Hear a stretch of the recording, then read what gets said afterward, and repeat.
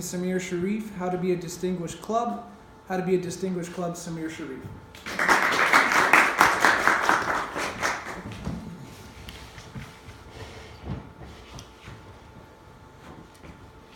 Thank you, Chairperson, Toastmaster, members, and guests. My journey for Toastmasters started at the beginning of my 4th year of university. I started to think about joining Toastmasters to improve my public speaking skills, and one of my professors advised me to join Toastmasters. After a long, hard, and arduous search that lasted about 25 seconds, I landed on this club's website. And as soon as I saw that it had been created in 1963, I realized I needed to come and visit the club. During my first visit, I met the sergeant at arms and the president, and as I was going to sit on a seat, I saw this, the banner with all the ribbons that you see. And I got curious and I came to see what it was. I was a bit late that day, which meant that the meeting started pretty soon afterwards. But I was very lucky because I learned what these ribbons mean that day. One of our former members, who eventually became the area director, a member that most of you wouldn't remember, Lydia Kakos, gave a speech from the successful series, which I'm doing today, about what it means to be in Toastmasters, and she talked about the educational program of Toastmasters. As soon as that meeting was over, I realized that I needed to be a member of this club. The reason was because I realized that the club had been created a really long time ago, and it had always been successful. And when you put those two things together, I knew that I could be successful in this club. So let's move on and ask, what is this? Toastmasters International, the governing organization of Toastmasters, has come up with a program, which it has for quite a while, of how each club succeeds. It's a set of rules, it's a set of goals, rules, and a success plan to show you how you can succeed as a club. Toastmasters International created a set of 10 milestones or goals where it shows you how to achieve this success. These 10 can be subdivided into 2 different areas: the educational program and the growth program. The educational is the members' education, how they proceed along with their manuals, which I'll talk about soon. And growth, how does the club grow? Does it get new members? Do the executive teams get educated, and do they get trained? Those sort of things. And I'll explain all of that in detail to you, which is exactly why my speech is 10 to 15 minutes long today. The first thing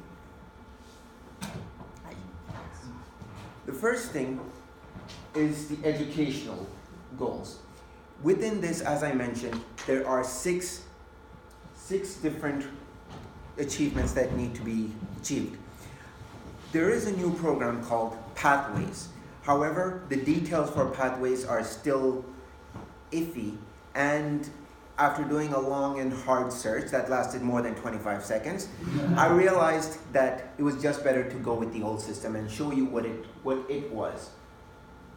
So to get these 6 points, what you need to get 2 members to achieve their competent communicator manual, to complete this manual, and an additional 2 more. After that, you need to get 2 members to finish their advanced communication bronze, silver, or gold. It involves completing 2 manuals out of a possible 15, and an additional 1 member who can complete one of these designations. Finally, you need to have 1 member who can finish the CL, Competent Leadership, the ACB, Advanced Communicator Bronze, Silver, or the DTM, which is the final achievement for a Toastmaster, and 1 more who can achieve this goal. Within the growth aspect, a club needs to get at least 4 new members during each year. The year for Toastmasters starts on July 1st and ends at July 30th. So ideally you'd have 4, pardon? June 30th, sorry.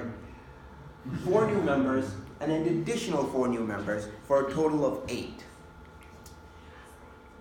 A minimum of 4 club officers, the executive team, who you will meet at the end of this, because we have an exec meeting after this meeting, will have to be trained at 2 different training periods, one of which is going on right now.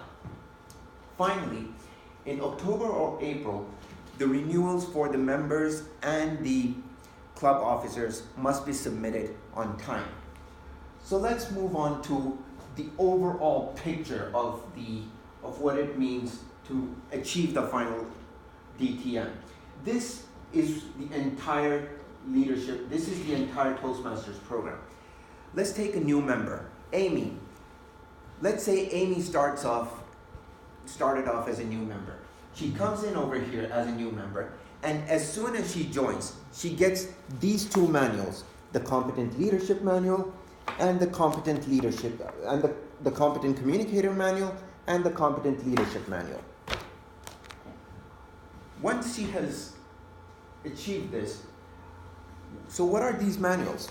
Well, the Competent Leadership Manual is a set of 10 speeches. It starts off with the first speech that Amy gave, which is introducing herself, and moves on to successively more difficult topics, such as using vocal variety, using your body language, researching a topic, using a visual aid such as a projector like the one I'm using right now, and finally motivating members. After that, you move on to, this is the first 2 parts of the educational program, as I mentioned earlier. After that, you move on to this encircled red part, the advanced levels. I personally am completing my advanced communication silver right now, which means that I am somewhere around here. The advanced communication manuals are a set of 15 different manuals. Think of the competent leadership as high school. The advanced communication manuals are university because they let you specialize in what you want to do and how you want to do your speeches. Each of these manuals consists of about 5 different speeches with different objectives that help you learn how to use your skills and gain new skills. By the end of completing the advanced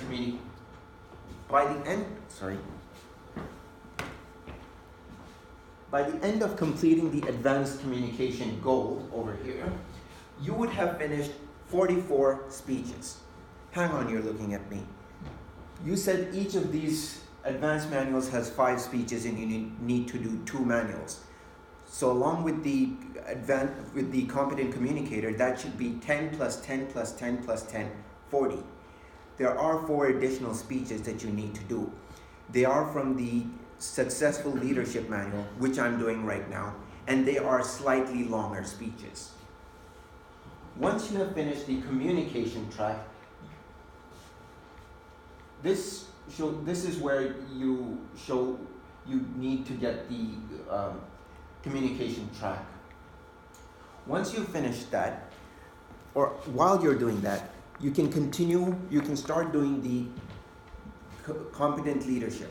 This is a set of about 10 projects, each of which has sub-projects in it. They include roles like the ones that we did in the earlier parts of the meeting: the Toastmaster, the timer, the grammarian, word of the day, counter, evaluator, table topics, for instance.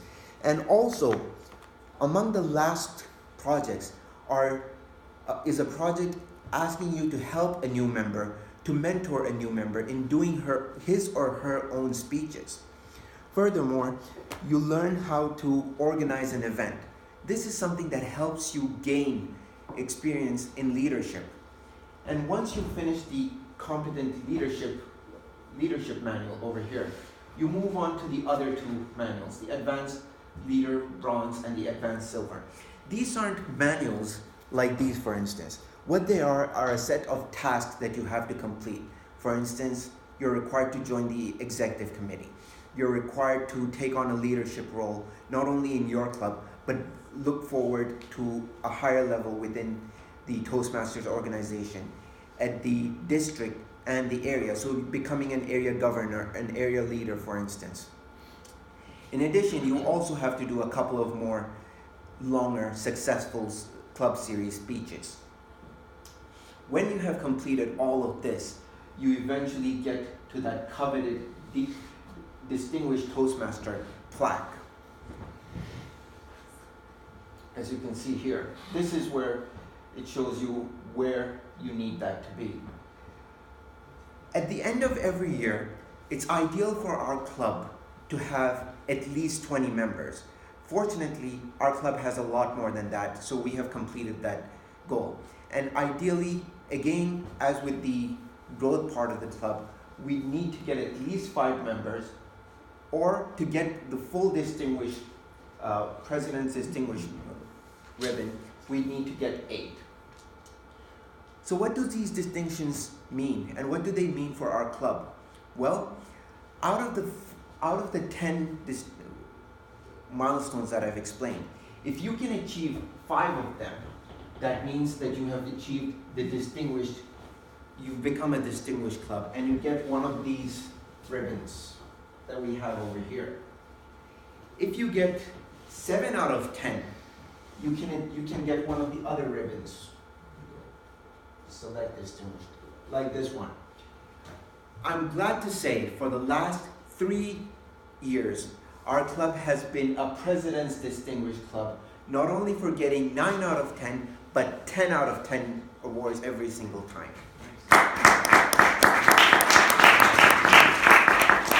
I'm also glad to say that I was part of the executive team that was part of the team that did this. So thank you. So this is what a President's Distinguished Club ribbon looks like, and you can come and have a look at this later. I did want to bring this onto the table, but it'll just fall down. The final part of the Distinguished Toastmasters program is the club success plan. These are all well, and these 10 milestones are all well and good, but how do you achieve them? You don't just sit there and expect everyone to do their part. You need to set a plan that the executive team has to implement. For that, you need to identify you need to list out the 10 goals which have been given to you, and then determine how you can achieve those goals.